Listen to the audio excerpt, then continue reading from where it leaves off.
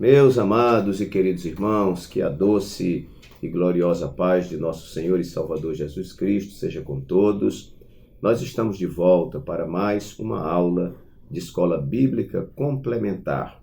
Esta aula que tem um compromisso com a poderosa, inerrante e infalível Palavra de Deus. Eu sou o pastor Walter Pereira e semanalmente nós estamos publicando ou comentando, a lição de adultos que é publicada trimestralmente pela Casa Publicadora das Assembleias de Deus. Todos os nossos comentários são em 10 tópicos para complementarizar, para te ajudar no seu estudo. De repente o professor lê a lição e pergunta o que é que eu vou falar para a classe, né? E principalmente de aplicação para a vida delas. Então nós fornecemos 10 tópicos para te ajudar nesta aula. Se você ainda não é inscrito neste canal, se inscreva no canal, deixe o seu like, é muito importante para o canal.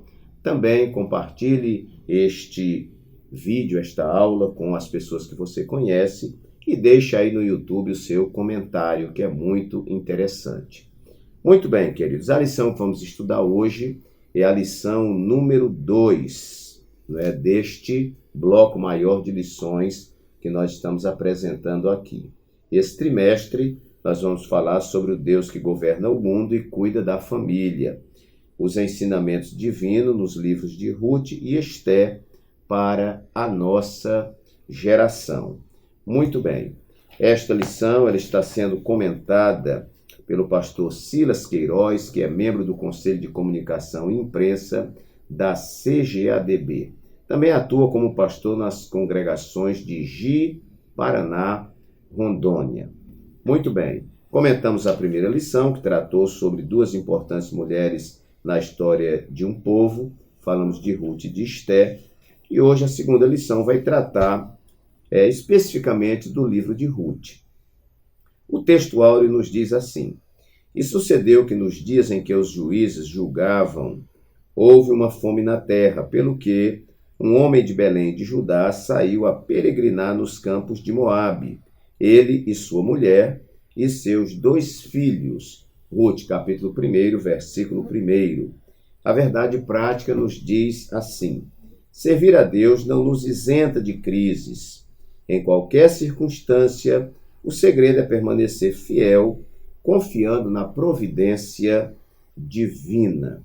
Nossa leitura bíblica em classe se encontra no livro de Ruth, capítulo 1, versículos de 1 a 5, que passaremos a ler. E sucedeu que nos dias em que os juízes julgavam, houve uma fome na terra, pelo que um homem de Belém de Judá saiu a peregrinar nos campos de Moabe, ele e sua mulher e seus 2 filhos. E era o nome deste homem Elimeleque, e o nome da sua mulher Noemi, e os nomes de seus 2 filhos Malom e Quilion, efrateus de Belém de Judá. E vieram aos campos de Moabe e ficaram ali. Morreu Elimeleque, marido de Noemi, e ficou ela com os seus 2 filhos, os quais tomaram para si mulheres moabitas.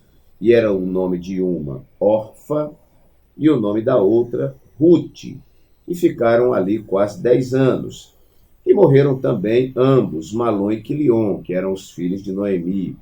Ficando assim esta mulher desamparada dos seus 2 filhos e de seu marido. Ok. Nossa lição dispõe aí de uma introdução. No primeiro tópico vai estar falando sobre a organização do livro, tanto na Bíblia hebraica como na Bíblia cristã. Depois nós vamos para o segundo tópico, que é o contexto histórico do livro. E no terceiro tópico, propósito e mensagem. E por fim, então, a nossa conclusão. Este é o comentário que o pastor Silas fez da lição. Está aqui um bom comentário. E nós vamos então, irmãos, como o nosso canal é Escola Bíblica Complementar, fornecer aos irmãos os 10 tópicos bastante objetivos para que você possa desenvolver o seu estudo. Muito bem, então eu coloquei aqui como primeiro tópico, o título da lição é O Livro de Ruth. Eu coloquei que este livro mostra a falta de pão na casa do pão. Uma ironia do destino, vamos dizer, uma contradição, um paradoxo. Como é que a casa de pão não tem pão? Não é? E isto já nos chama a atenção. Obviamente, não é, que aquela cidade, Belém, estava passando por um tempo de crise, não é, por uma seca e um tempo de falta de colheita. Não é? Então, aquela casa, que o nome Belém significa casa de pão, estava faltando pão.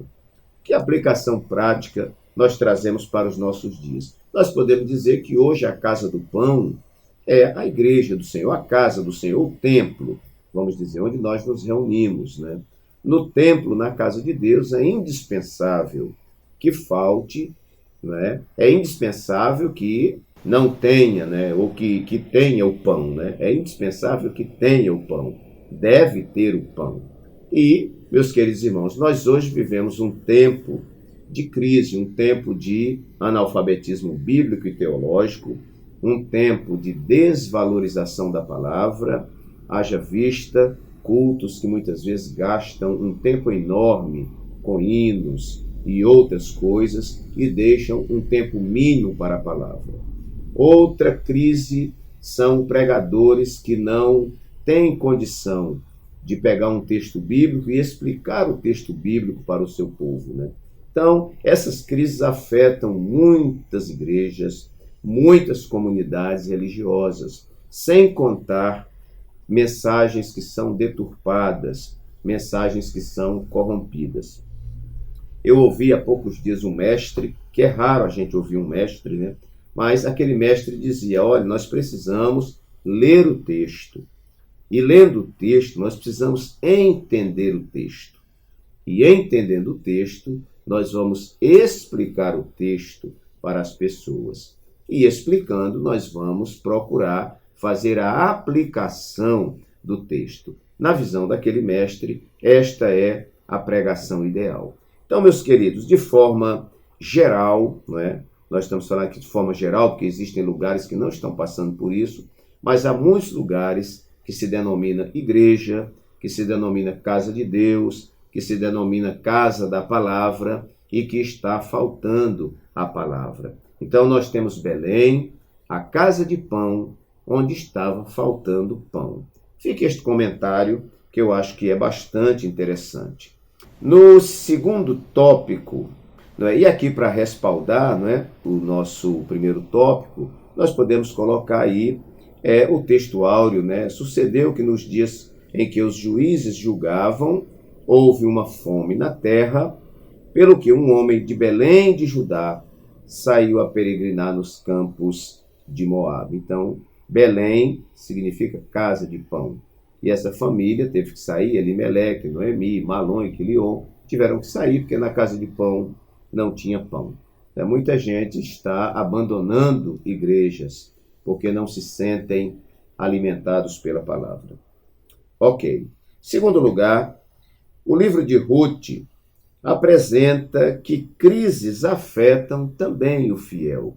É uma teologia sadia que nós precisamos resgatar em contraposição à teologia da prosperidade, que não admite que o crente adoeça, que o crente seja pobre, que o crente tenha um emprego inferior e etc. Né? E nós não vemos isso na Bíblia. Aliás, nem todo mundo está preparado para ser abençoado, nem todo mundo está preparado para prosperar, nem todo mundo está preparado para enriquecer.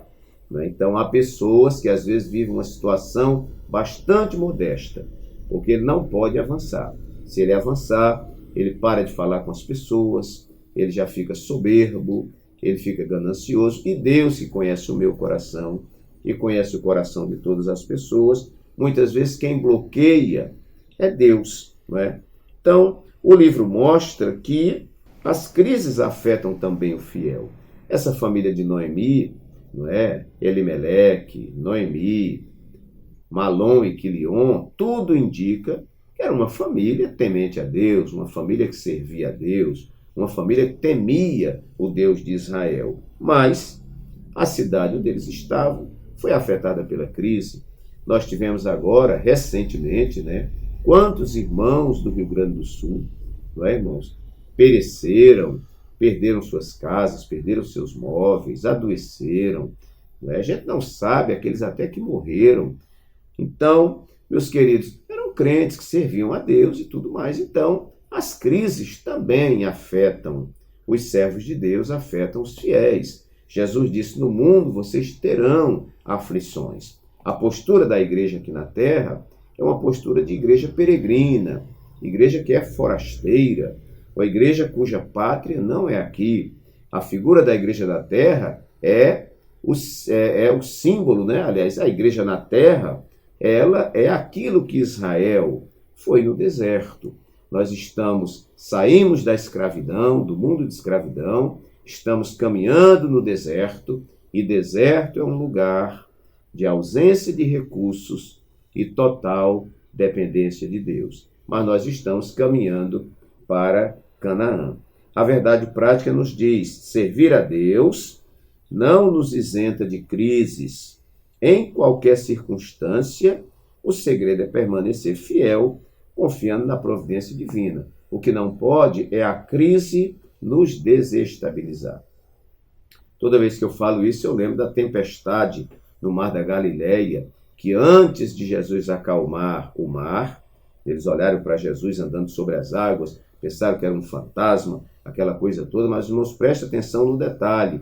Antes de Jesus acalmar a tempestade, Jesus disse para eles, não temais, sou eu. Não tenham medo, não fiquem preocupados, sou eu. Depois Jesus entra no barco e acalma a tempestade. Ali eu entendo que Jesus queria nos ensinar que nós precisamos ter estabilidade em tempos de instabilidade. Ok. Terceiro ponto, o livro de Ruth ensina a não nos movermos pelas circunstâncias. É uma coisa interessante. No tópico anterior falamos que as crises, né, elas afetam o fiel. Mas aqui nós vamos aprender que o livro de Ruth nos mostra que nós não devemos nos mover pelas circunstâncias. Ora, meus queridos, apesar de todo o propósito, mas nós podemos dizer que essa saída da família, né, de Elimeleque, de Belém, para ir para uma terra estranha, não foi uma manobra, vamos dizer, que Deus se agradasse, vamos colocar assim, porque nós não podemos nos mover pela crise. Não são as crises que nos fazem nos mover. Eu digo sempre que você não pode movimentar a sua vida por aquilo que pensam sobre você. Receba esta palavra de Deus. Não mova a sua vida por aquilo que pensam de você, por aquilo que estão fazendo com você, né? Por aquilo que você acha que estão fazendo ou acha que estão pensando sobre você. Então, nós temos muita gente, eu sou pastor de igreja, e eu vejo todas as vezes que visito alguém que está afastado da igreja, ele sempre tem alguém para colocar a culpa, que foi alguém, foi uma situação criada na igreja, foi uma decepção e tudo mais. A gente entende que nós somos humanos e tudo mais. Agora, irmãos, nós precisamos nos firmar nos princípios da palavra, e a palavra não nos autoriza a nós nos movermos segundo as circunstâncias. Jesus disse, no mundo tereis aflições. Ok? E aí, Jesus, vamos nos desesperar? Vamos perder a esperança? Vamos ficar aperreados e vamos correr e tal? Ele disse, não, tenha um bom ânimo. Eu venci o mundo. Então, aqui nós vamos ver o finalzinho da verdade prática, né? Que vai dizer, o segredo é permanecer fiel, confiando na providência divina. Mas o texto áureo vai dizer que essa família saiu para peregrinar nos campos de Moabe, né? Então, veja, Moabe era um povo estranho a Israel, era um povo inimigo de Israel.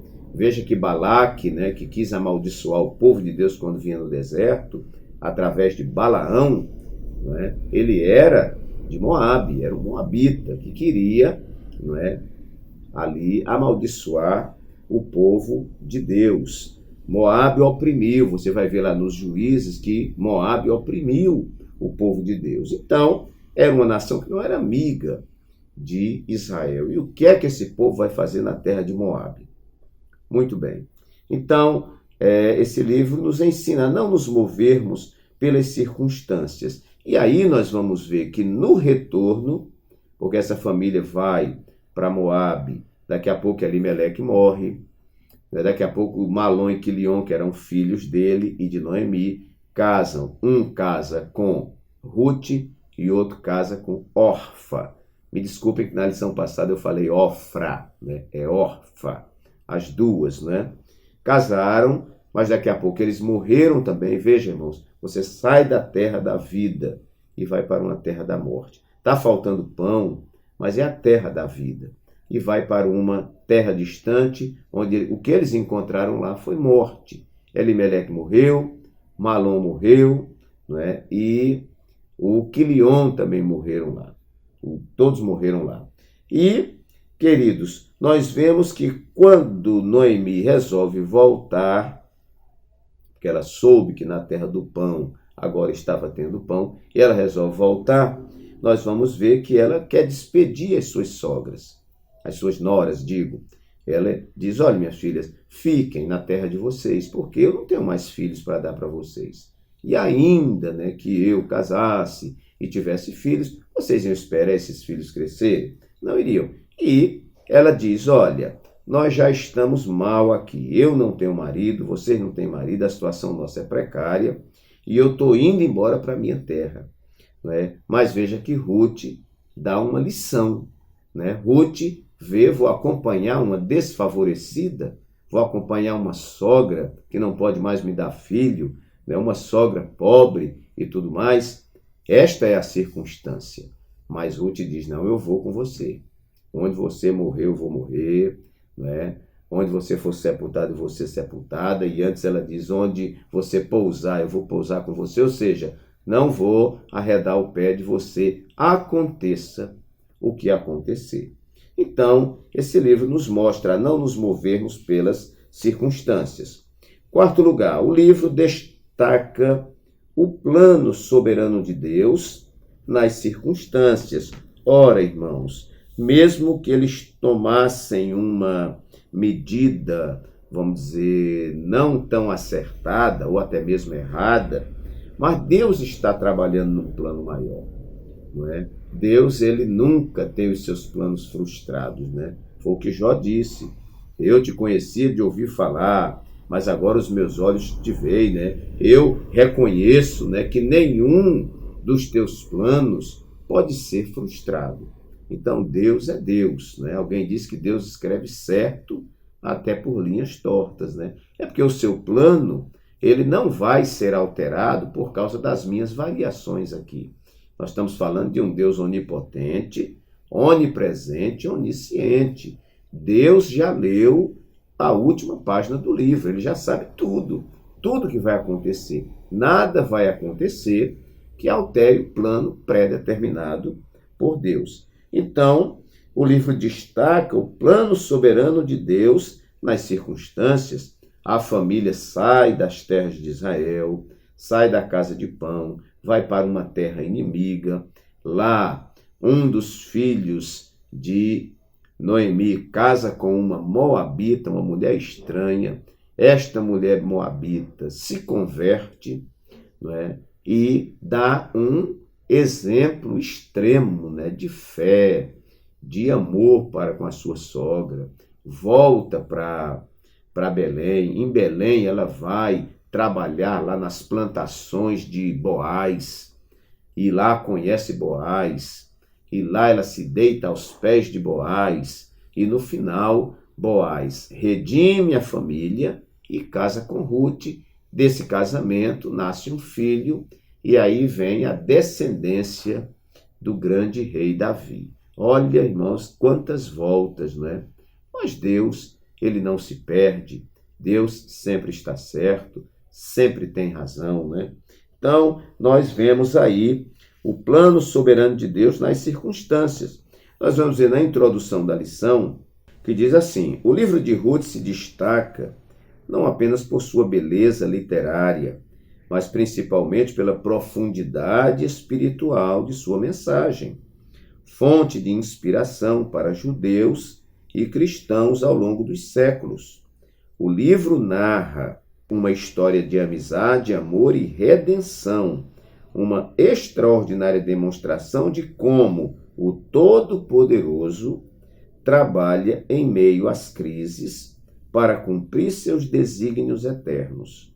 Ele transforma tristeza em alegria, perdas em ganhos, derrotas em vitórias, e Ruth nos apresenta Jeová Jireh, o Deus que provê. Glória a Deus, que coisa linda, né? Então, o livro de Ruth vai destacar o plano soberano de Deus na crise. Ali nós temos já um retrato, um prenúncio, né? Temos ali um tipo, vamos dizer, um tipo da nossa redenção. Porque Boaz redime, né? Ele recupera o que era propriedade, né, lá da família de Elimeleque e tal, para que tanto Ruth como a sua sogra, Noemi, não fiquem desamparadas. Ok. Quinto lugar, o livro de Ruth traz à luz o plano de redenção universal, que eu comentei agora no finalzinho. Ele traz à luz o plano de redenção universal. Como, pastor Walter? Primeiro que nós vemos ali uma moabita, claro, uma gentílica, vamos dizer assim, alguém que não era do povo da promessa, sendo redimida, alcançando o favor de Deus e constando na genealogia do nosso Senhor e Salvador Jesus Cristo. Terceiro tópico e subtópico 2 nos diz assim: amor e redenção.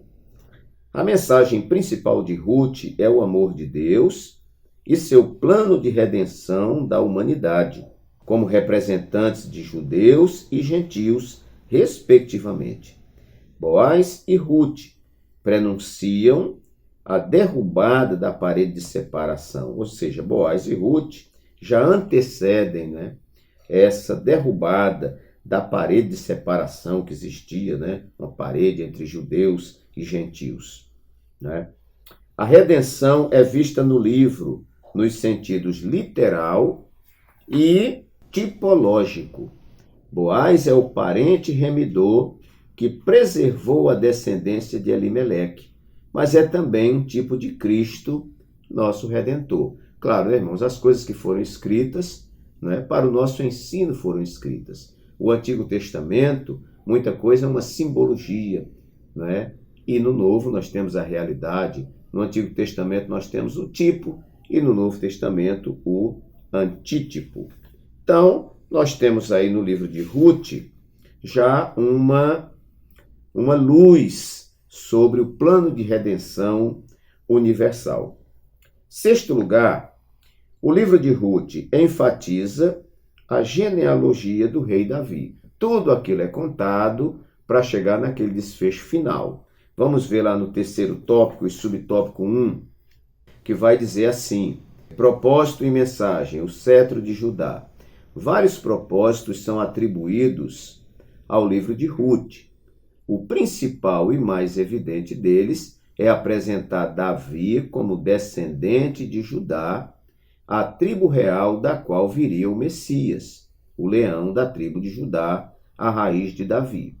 Gênesis 49:10 diz: o cetro não se arredará de Judá, nem o legislador dentre seus pés, até que venha Siló, e a ele se congregarão os povos, né? Então, que coisa linda, né? A promessa feita a Abraão seguia agora pela descendência de Judá. Sendo Samuel o autor do livro de Ruth, muito provavelmente, o propósito de registrar a genealogia de Davi ganha ainda mais sentido, já que naquele tempo o rei de Israel era Saul, um benjamita. A ancestralidade de Davi o legitimava para o trono. Então nós vamos ver ali, no finalzinho do livro de Ruth, né? Eu, a propósito, já li na minha leitura anual o livro de Ruth e li também o livro de Esté, que está sendo comentada. Então, comentado. Então, nós vamos ver aqui no finalzinho do livro de Ruth, que diz assim: a Noemi nasceu um filho, né? Quer dizer, o filho era de Ruth. Mas aí diz, a Noemi nasceu um filho, né? Aquela criança simbolizava muito para Noemi. E chamaram o seu nome Obed. Este é o pai de Jessé, pai de Davi. Estas são, pois, as gerações de Pérez. Pérez gerou a Esrom, Esrom gerou a Arão, e Arão gerou a Aminadab. E Aminadab gerou a Naasson, e Naasson gerou a Salmão. E Salmão gerou a Boaz, e Boaz gerou a Obed, e Obed gerou a Jessé, e Jessé gerou Davi. O livro todo vem convergindo para esse desfecho final genealógico tão interessante que, claro, vai revelar aí a descendência do nosso Senhor Jesus Cristo. Sétimo lugar, o livro demonstra o valor da fé. Então, irmãos, quando a gente lê o livro de Ruth, principalmente a figura da moabita Ruth, a gente vai ver muita fé. Né? Uma mulher que não se apartou. Ela casou com um filho de Noemi, Malom. Ela conviveu alguns anos com seu esposo ali e ela conheceu o Deus de Israel. E na hora que Noemi está voltando, agora sem os filhos e sem o marido, Ruth não abre mão de ir com a sua sogra.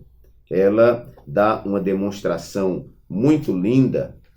Eu faço questão aqui de ler com os irmãos, né? Porque isso aqui tem que estar marcado, é bom estar até decorado na Bíblia, né? Ruth, capítulo 1, versículo 16 e 17. Uma declaração extraordinária que revela muita fé. Ela diz assim, traduzindo: não insista comigo para que te deixe, minha sogra Noemi, e me afaste de ao pé de ti, porque onde quer que tu fores, irei eu, para qualquer lugar. E onde quer que você pousar, que você se deitar para dormir, que você acampar, eu vou acampar junto com você. Onde você passar a noite, eu vou passar a noite ali também. O teu povo é o meu povo e o teu Deus é o meu Deus. E onde quer que você morrer, eu vou morrer também. E ali serei sepultada. Me faça o Senhor e outro tanto, se outra coisa que não seja a morte me separar de ti. Olha, irmão, eu acho muito difícil uma nora israelita fazer assim. Deus é um Deus de surpresas. Os irmãos vejam que, né, Jesus falou, olha, muitos leprosos haviam naquela época, né? Mas ninguém foi curado senão o leproso Naamã, o Ciro, né? E nós vemos a situação do centurião de Cafarnaum, quando ele diz, Senhor, diga uma só palavra e o meu criado sarará. Jesus olhou para os discípulos e disse, olha, eu vou dizer uma coisa para vocês, nem mesmo em Israel eu encontrei tanta fé. A mulher cananeia surpreendeu o autor da fé. Ele diz, ó mulher, grande é a tua fé, seja isso feito para contigo, como tu desejas, né? Então, irmãos, nós vemos isso ao longo da história bíblica, que são sinalizações de que Deus ama a todos e que muitas vezes o grande benefício e a grande surpresa vem aí de um samaritano. Então, nós vamos ver neste livro o valor da fé. Essas atitudes de Noemi, não precisa nem ter o nome fé aqui. A gente já entende que é fé. Oitavo lugar, o livro revela que mesmo na crise, Deus sempre terá um remanescente fiel. Terceiro tópico e subtópico 3 vai dizer assim, o livro de Ruth abre uma janela que nos permite ver que nem tudo eram trevas nos dias dos juízes. Havia um remanescente fiel que temia a Deus e foi usado por ele para cumprir seus propósitos. Ora, irmãos, quando a gente olha o contexto do livro de Juízes, primeiro, vai dizer que se levantou uma geração, depois de Josué, que não conhecia a Deus, não teve conhecimento das coisas que Deus fez no passado. Houve uma certa solução de continuidade né, na transferência, no repasse da revelação. Não é? Uma geração que não preparou uma nova geração. Isso é um alerta para nós também. Não é? Então, aquela nova geração que não teve muito conhecimento do que aconteceu com Moisés, do livramento do povo de Deus lá no Egito, dos grandes livramentos no deserto, enfim, de todas aquelas maravilhas, essa geração, o livro de Juízes vai sintetizar que cada um fazia o que bem entendia. E aí era aquele gráfico de sobe e desce, né? O povo, quando pecava, Deus mandava um povo para oprimir, inclusive os moabitas, né? E oprimiam, o povo se arrependia, chorava, clamava, Deus levantava um libertador e eles subiam. Quando estavam lá no alto, caíam na idolatria, né, se misturavam com os povos, faziam pior do que os povos, né, os quais estavam ali próximo a eles. E Deus mandava de novo outro opressor. E ficava nesse sobe e desce. Mas, irmãos, em toda história do povo de Deus, Deus nunca se deixou sem um representante, sem um remanescente. Apesar, na minha visão, do vacilo dessa família de sair de Belém para ir para as terras de Moabe, mas era uma família temente a Deus. Tanto que ganharam Ruth para Deus, né? Então, uma família temente. Deus sempre terá. Né? Nós podemos, como comunidade religiosa, entrar numa profunda crise. Nós estamos vivendo tempos aí de escândalo, de muita coisa. Olha, irmãos, não se preocupem com escândalo. Jesus disse, é inevitável o escândalo. Significa dizer que não há nada que a igreja possa fazer, nada que você possa fazer, que a gente possa evitar o escândalo. Jesus disse, é inevitável. Então, se todos nós orarmos, jejuarmos, lermos a Bíblia, todo mundo dedicado, ainda vai haver escândalo, pastor? Vai. Eu sou crente desde 1978 e desde 1978 para cá que eu vejo escândalo, né? Escândalo com membros, escândalo com presbítero, com diácono, com pastor, com presidente, com todo mundo a gente vê escândalo. Então, meu irmão, a gente já está vacinado, né? Jesus disse que no mundo nós teríamos aflições, ele disse que é inevitável o escândalo, mas ai daquele por quem vier o escândalo. E muito cuidado para quem fica sabendo de escândalo e fica divulgando em rede social. Você se enquadra nessa pessoa que está promovendo o escândalo. Às vezes o escândalo não é da pessoa que pecou, né? É também um escândalo, mas às vezes foi algo privado e alguém pegou e soltou para todo lugar. Esse que soltou é o encarregado do escândalo. E Jesus disse, ai daquele por quem vier o escândalo. Então, muito cuidado, que às vezes você não pecou, você não cometeu, né, o delito, mas você é um divulgador de escândalo. E os divulgadores de escândalo, biblicamente, eles vão pagar um preço alto por isso. Muito bem. Então, nós vemos aqui que mesmo em meio à crise, Deus terá um remanescente fiel. Nono e penúltimo lugar. O livro de Ruth nos ilumina sobre os prejuízos da falta de uma liderança espiritual. Onde não há uma liderança espiritual, o povo se corrompe, o povo se perde. Não é? As ovelhas precisam de pastores fiéis, os liderados precisam de líderes fiéis, não é? De líderes que saibam para onde estão indo.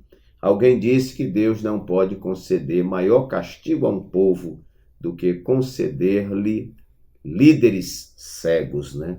Então, o livro de Ruth nos ilumina sobre os prejuízos da falta de uma liderança espiritual. Vamos ver o tópico 2 e o subtópico 2, onde fala de secularismo, hedonismo e idolatria. Veja só, depois da morte de Josué e dos demais líderes de seu tempo, levantou-se uma geração que não tinha uma profunda comunhão com Deus e não conhecia o que ele havia feito ao povo hebreu. Olha aí, irmãos. Israel cedeu ao estilo de vida pecaminoso dos cananeus e foi atraído à adoração dos seus deuses. Secularismo e hedonismo sempre levam a grandes tragédias morais e espirituais. O pervertido culto a Baal, o deus da chuva, e a Astarote, a deusa do sexo e da guerra, passou a ser praticado pela nação hebreia em um degradante nível de imoralidade e idolatria. A falta de uma liderança espiritualmente madura e temente a Deus causa prejuízos incalculáveis ao povo. Muito bem. Vamos então para o nosso último tópico, né? São lições que nós tiramos do livro de Ruth. O livro nos instrui sobre o valor do altruísmo em meio a um contexto de egoísmo. Altruísmo é o antônimo, né, de egoísmo, é quando você se predispõe a fazer o bem pelas outras pessoas. Terceiro tópico e subtópico 3, né, vai dizer assim, lá embaixo, outra eloquente mensagem do livro é o valor do altruísmo, em que predominava o egoísmo. Nos dias dos juízes, a maioria vivia segundo seus próprios padrões e interesses. Noemi e Ruth destoaram dessa máxima individualista. Sogra e nora não pensavam em si mesmas. O amor não é egoísta. Quando Ruth se apega a Noemi, ela não tem razões para se apegar por interesse, porque Noemi não tem mais nada a oferecer. Mas ali nós vemos fé e nós vemos altruísmo. Me parece que Ruth está dizendo, ainda que não aconteça nada, Noemi, eu vou cuidar de você. Olha, irmãos, quando nós deixamos de pensar muito em nós mesmos e começamos a pensar no outro, eu creio que as coisas melhoram, inclusive, para nós. Porque nós não vivemos só para nós vivemos também para os outros. Então, meus amados irmãos, que Deus abençoe a todos. Um abraço carinhoso do pastor Walter Pereira e até o nosso próximo vídeo e aula, se Deus assim o permitir.